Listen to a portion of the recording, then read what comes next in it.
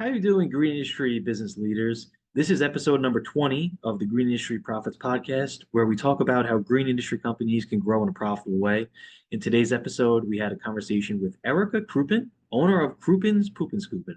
We dive into her experience starting her company, pricing methodology, developing the target customer, growth goals, and much more. And before we dive into this episode, just a quick note that this podcast is brought to you by Cycle CPA, a remote accounting firm that works specifically with green industry businesses. For more information, go to cyclecpa.com. And without further ado, let's get into today's episode. All right, everyone. Super excited for this episode here today, touching on a different niche that we've ever really had on the podcast, and looking forward to diving in. But thank you very much for joining us today here, Erica. Hey, thanks for having me. I'm really excited. Awesome. And so it's Erica Krupin. She's with Krupin, Poopin Scoopin, and and I was just telling her off the air here that if you don't already follow her on social media, do so because her content is pretty awesome.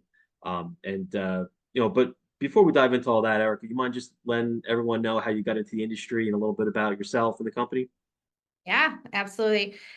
So the I didn't come up with poop scooping. A lot of people are like, "How'd you come up with this idea?" It wasn't me. This has been around since the 80s, actually. But my husband, his last name is actually Krupin. I married into it. And so when him and his brothers were younger, just because of how the name was, people would joke around about Krupin's Poopin Scoopin. And I've known my husband and had a crush on him ever since I was like 7 years old.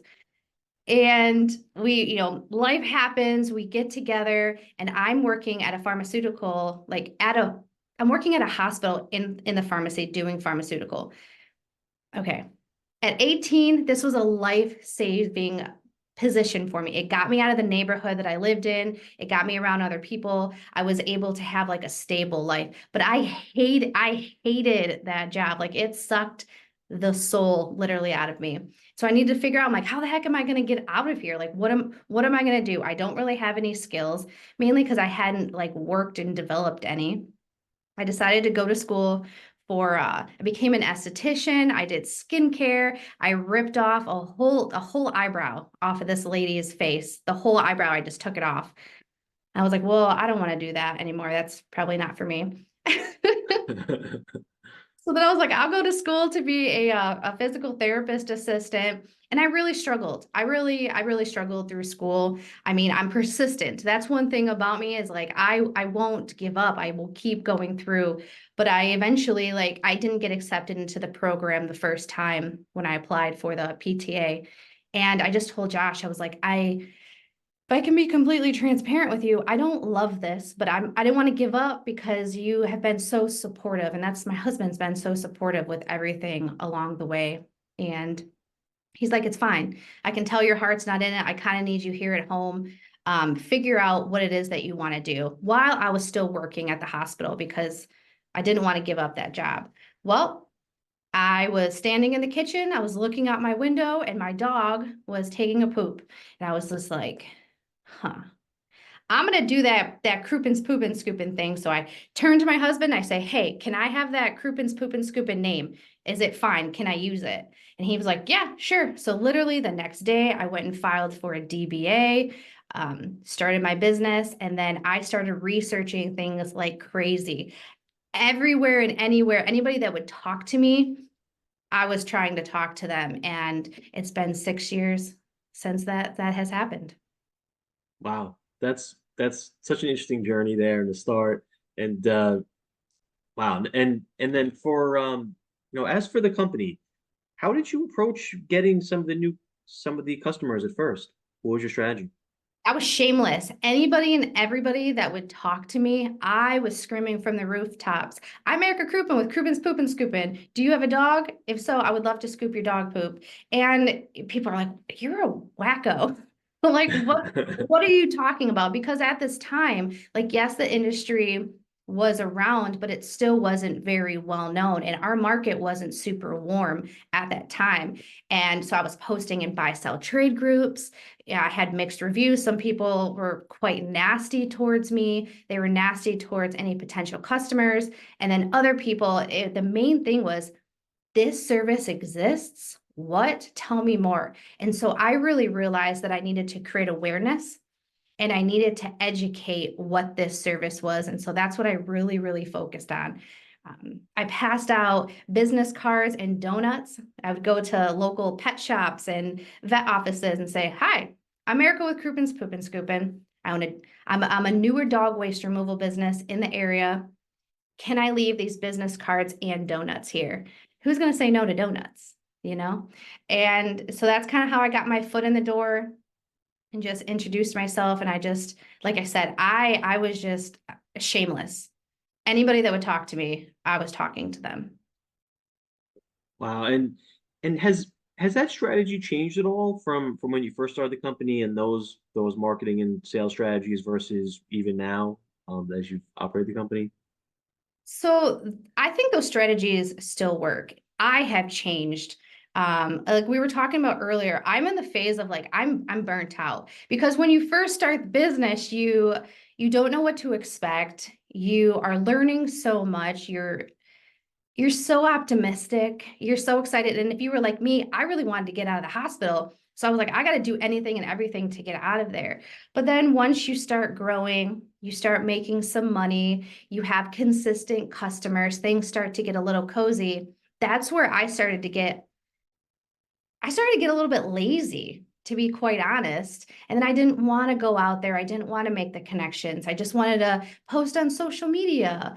And posting on social media does work. It absolutely works. But I still do think it's important, especially in a market that maybe isn't warmed up, really developing those relationships. And so people can get to know you and get to know the business. And so that's kind of where I'm at right now. I'm in a weird transition where it's like, I don't want to dump a ton of money into advertising. So I will spend money, but I know that I need to get involved in the community. Yeah. Yeah, absolutely. And it's it's especially when you're starting the company, it's doing whatever you can, to try to get those customers and then maybe seeing what kind of works best and, really focusing on that.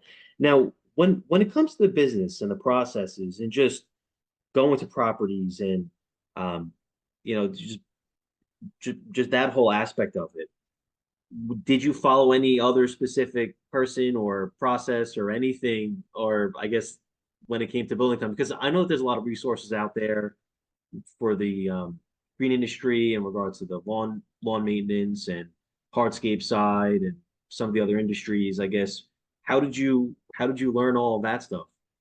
Yeah, so in 2018, there wasn't really any content out there. It was very, very minimal. And so that's the reason why I started creating my content because I had to like collect pieces together to put that into my YouTube channel. So in 2018, there was a buddy of mine that had a business. And so I was kind of watching what he was doing as well. And I had reached out to him prior and I said, "Hey, just want to let you know that I'm going to be starting this business. We're going to be in similar markets because we're pretty close. I just didn't want you to find out on social media. Like I wanted to come to you."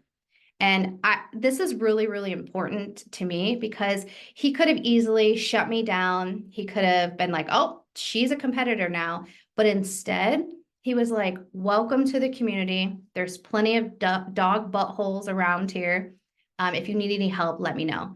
So he poured into me a little bit. He gave me some, tips and tricks.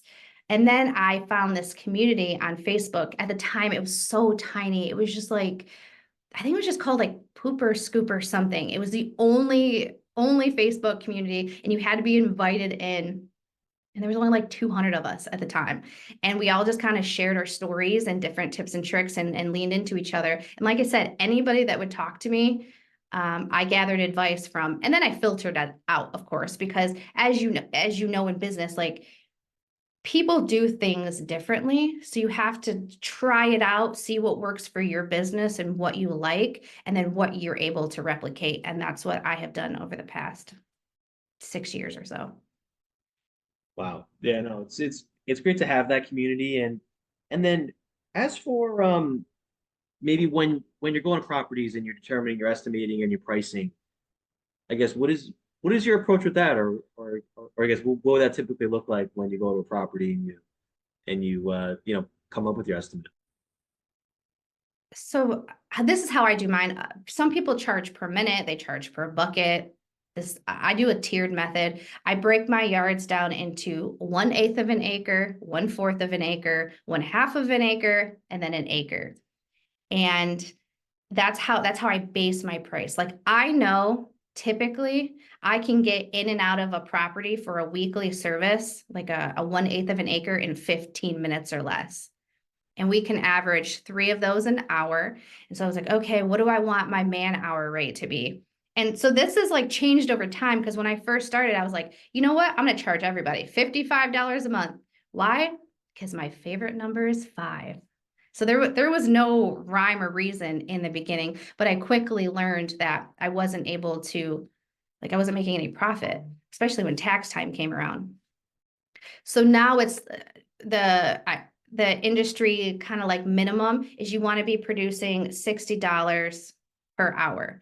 So I'm like, okay, if I can do 3 houses per hour, including drive time, I need to price my service no less than $20 per service. And so that's kind of what I based it off of.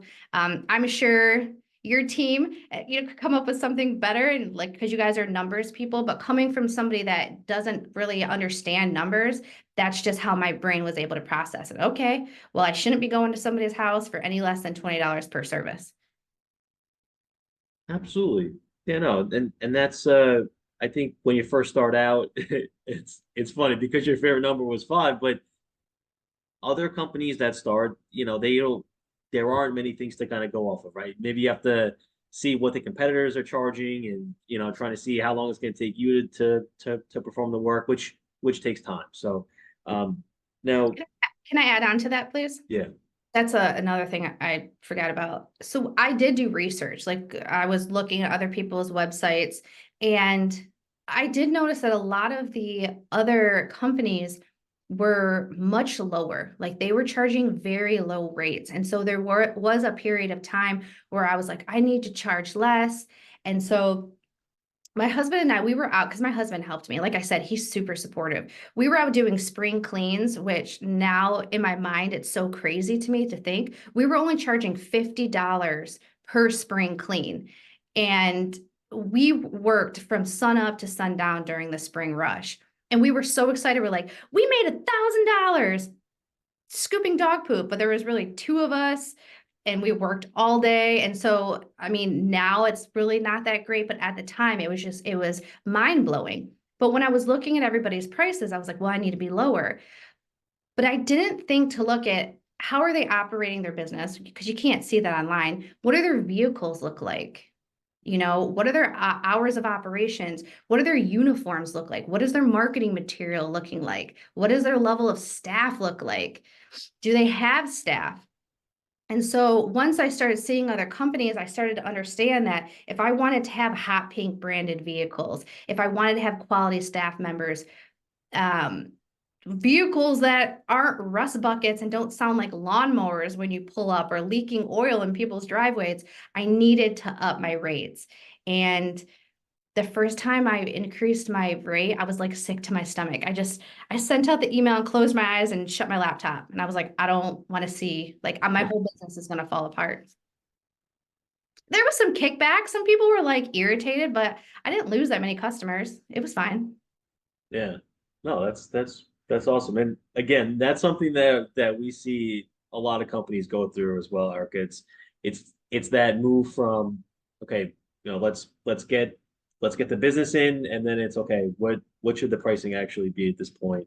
After we've been able to kind of see how long certain things take and some of the expenses, right? And I think that's a great point too, Erica, when it comes to, yeah, like there might be competition in your market that charges a certain rate, but when their people show up in an unprofessional manner or their trucks aren't wrapped or whatever it is, I think that has a lot to do with it. Now, when it comes to your target market, would you say that I guess, what does your average customer look like? Is it high-end residential? Is it, maybe just any home on the block? I guess what is your target? So I actually, the office I'm in right now, I have a whole basement level. So I'm in a podcast studio, and then out there I have like a kitchen and an office, and then I have like a supply area, and it's in a high-end area. Because I was like, I'm gonna get into this high-end area. I'm gonna infiltrate the market. I'm gonna get into all the Facebook groups. I'm gonna rub the elbows with all the people. And that's how I'm going to grow this area. And then I quickly realized that there are so many stay-at-home moms that walk their dogs that the dogs don't even poop at the house. And so it kind of blew my mind because I was thinking like high end, better, better, better. For me, what I quickly realized, it's not the high end customer. It's that dual income household. Both parents are working, kids are they're in sports, they got a lot going on, and the parents just don't have time to do it. And they don't want to, like their kids don't have time to do it, or they don't want to harp on their kids to do it. So that really is who our sweet spot is. Like around a household income of like $70,000 and up. They're both busy. They both got a lot going on, and it's easier just to outsource this. That is who my bread and butter is. And my buddy William, he hired me to do some marketing stuff for his company. And I said, well, why me? He's like, Erica, you are literally our ideal customer for right now. Like my age range, I have kids. Me and my husband both work. We own our home. We're busy. I'm like, holy smokes, I am our ideal customer. No, that's a great point. And again, like that's something that you can only almost come to that conclusion after you really get into it, right? And kind of see and adjust based off of what you're seeing out there. Now, going back to when you had mentioned monthly pricing. So is this like a subscription model? Yes, I have found this is the best way to do it is a subscription model because people are used to paying for subscriptions anyways, and it feels exclusive. They know that they're going to get taken care of. And one thing that has been kind of standardized in the industry is they pay once a month and they pay on the first of the month. So they're prepaying for the entire month to lock in their spot because we only have so many spots on our route, Yeah. you know, and we don't want to have to wait for our money. So, yep, we automatically charge credit cards on file on the first of every month uh, for that month of service. And that has worked out for so many business owners that I know. They're no longer having to wait on people to pay them. Yeah. No, that is awesome.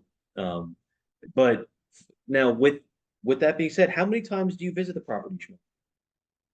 It's usually our bread and butter is usually once a week. So we come out one time a week. Then you have customers that are bi-weekly, which is every other week. And then little less than that is twice a week or three times a week. You catch that more in your warmer climates. With here in Michigan, nobody, for the most part, not many people want more than twice a week service. Okay, gotcha. And now, is there a seasonality component to it? I mean, I would imagine dogs are doing what they have to do all throughout the year. So, or I guess is it, um, It just depends on where you live. So I can only speak for here in Michigan. Okay, so the winter time, you're going to attract the folks that don't want to go out in the winter. They yeah, don't like the cold. It's usually going to be your more like elderly folks. sure. So you still stay busy. And then when the snow starts to melt, spring rush happens. And spring rush is really, really important because this is what's going to help set you up for the rest of the year. You're going to have a really busy 6 weeks. You're going to get these people in. You're going to try to convert them into weekly or bi-weekly service, monthly subscription. And then it starts to slow down. And then you would think summertime would be really busy, but it's not because kids are home. People are outside more, so they're more apt to like pick up. Dogs and people go on vacations, so the dogs aren't there pooping as much. So you start to slow down. And then in the fall, when the kids go back to school, mom and dad get super busy. Boom, we get another rush. Wow. Yeah, that's really interesting. And now, for operating this kind of company, I would imagine route density is pretty crucial. Making sure Everything. that yeah. So I guess, do you mind diving into that and maybe other things that you find that maybe help with certain efficiencies and just being able to kind of keep that pro productivity high? Yeah, so if you are solo, if you're just getting into this, I want you to think about your service area, think about where you want to grow. Me personally, I had kids, uh, so I wanted to stay pretty local to where I lived because I wanted to be able to drop them off at school, go work, pick them up from school. If they had a tummy ache, I want to be able to go pick them up, bring them home, take them to their grandparents, whatever. And so really focus on like where your office is or where you live but if you live in somewhere like rural, obviously you're going to have to travel further. So pay attention to that type of stuff. Is the area that you live and work on, is it highly like populated? So do your research with that. Look to see what the number of dogs are. Look to see what the yard sizes are. Because if you have yard sizes that are, if you're in the country and these are like acre properties, I mean, your prices need to be really high because those acre properties take a long time. So do your research with that and then stick to certain cities. Like at first, I went everywhere. I was driving 45, 50, maybe even 60 minutes to go do a scoop that I was charging $13.75 for. No, I mean, that's crazy. But it's what I did in the beginning and I quickly learned. So pick a couple cities, hit it hard. If you can get some yard signs, you can get some flyers, drop the business cards off at all the local pet stores, post in all those buy sell trade groups, and try to get 25 houses in the area because 25 houses is a solid day's route for Pooper Scooper. Usually we can do between 25 and 30 houses a day if the yards are smaller and the routes are tight. Awesome. And no, that's very helpful info there. And now, do you see any lawn care companies adding this on as a service and starting to offer it, or is it mostly companies that just solely offer the this kind of service? Well, as for the scooping companies, yeah, there's a ton of them. I mean, I've created a lot of competition everywhere. Sorry, just with my content, But what I love about the landscaping community and actually how I found the landscaping community is I was having route density issues. I was driving all over the place and I broke down. I was crying. I had 13 houses on my route and I have worked all day. And I did some research and I actually found a Brian Fullerton route density video. And that is what actually led me to the green industry, that video. Um, Hold on, what was the question? Yeah, just I guess, are you seeing mostly companies that offer like the pet waste removal solely offering that, or do you see any lawn care companies looking to also add that on as a service? Okay, yeah. So thank you.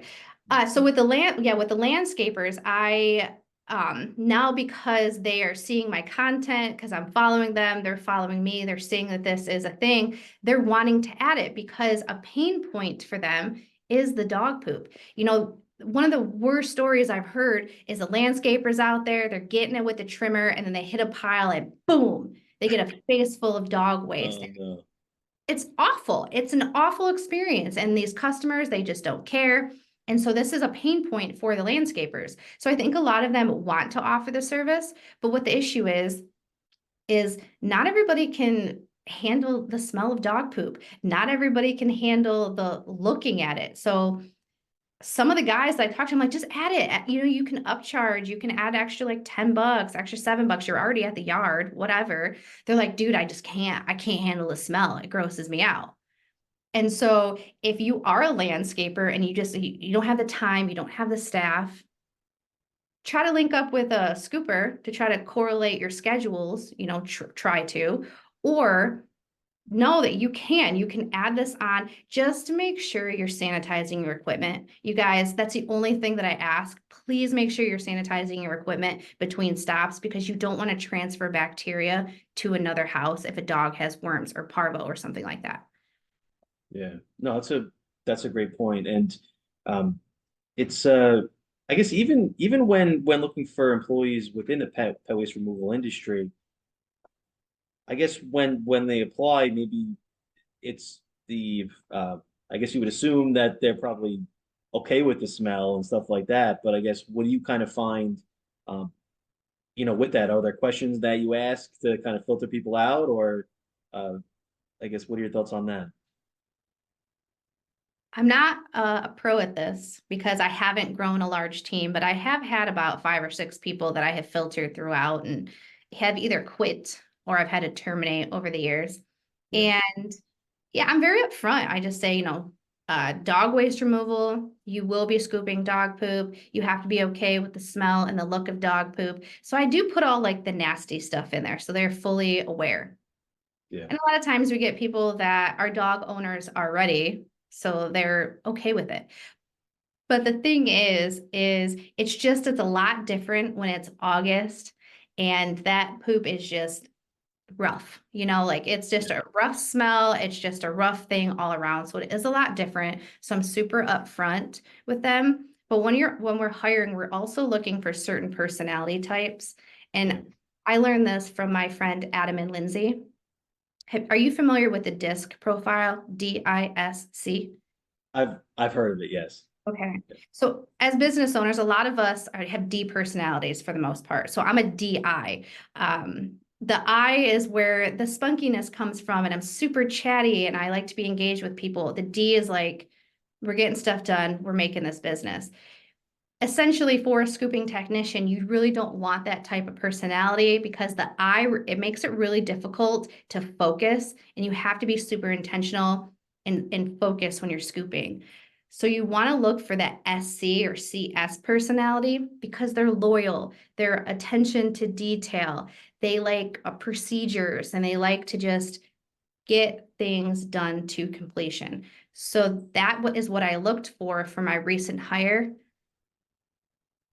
Hallelujah. Charles is amazing. He is the best. He's the best person I've ever hired. And he has that strong SC personality.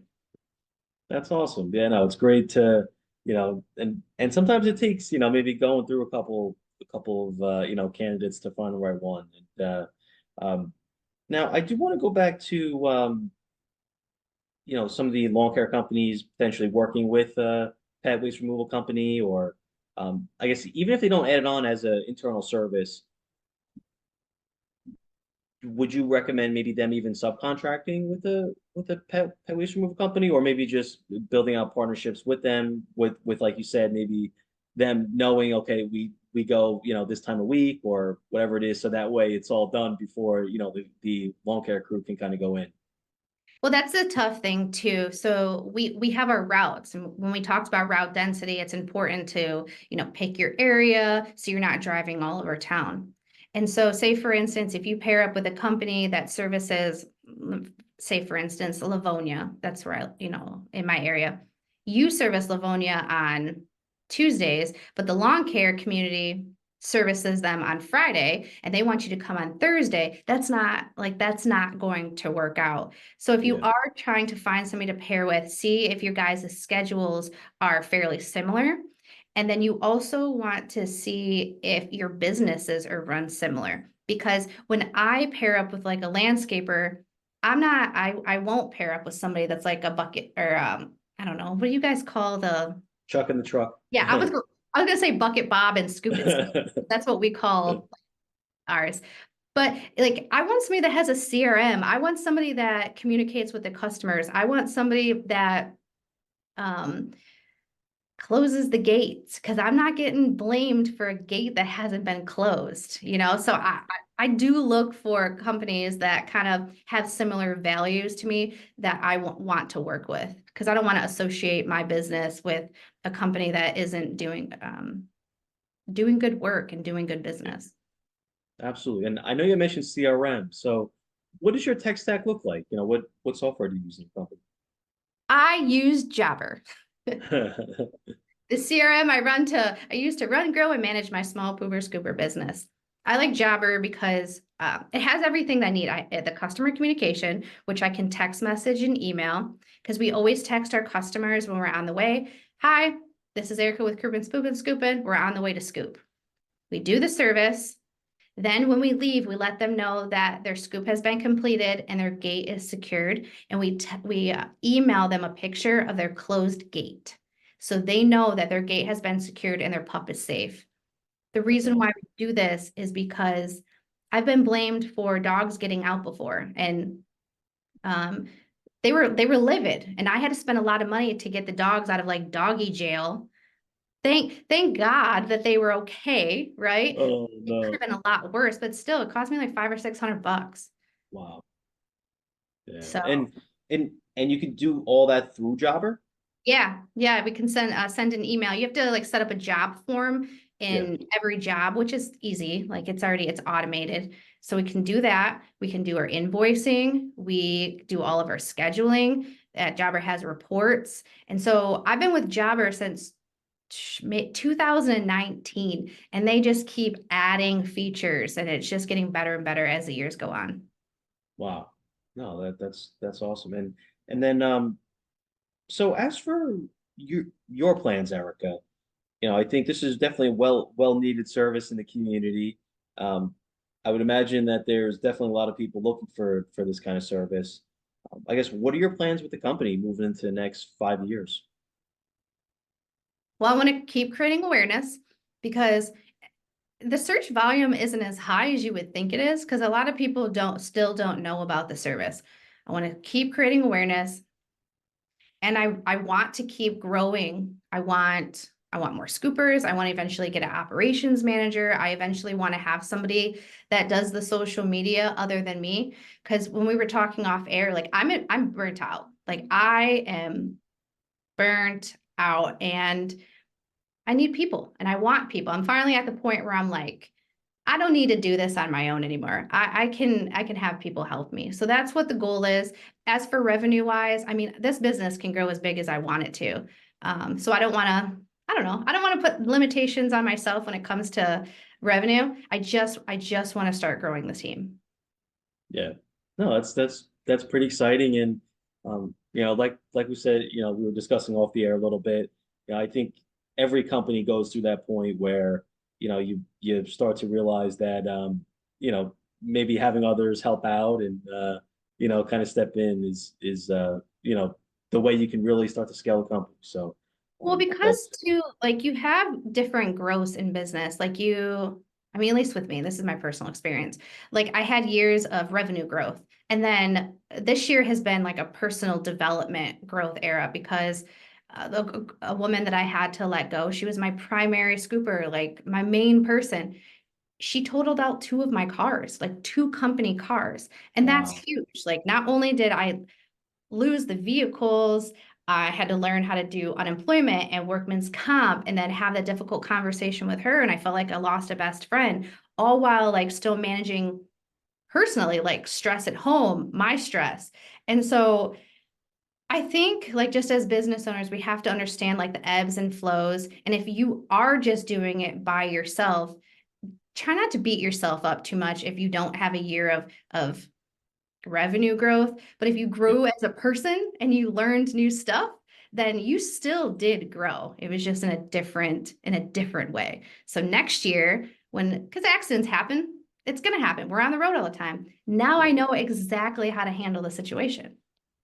Yeah.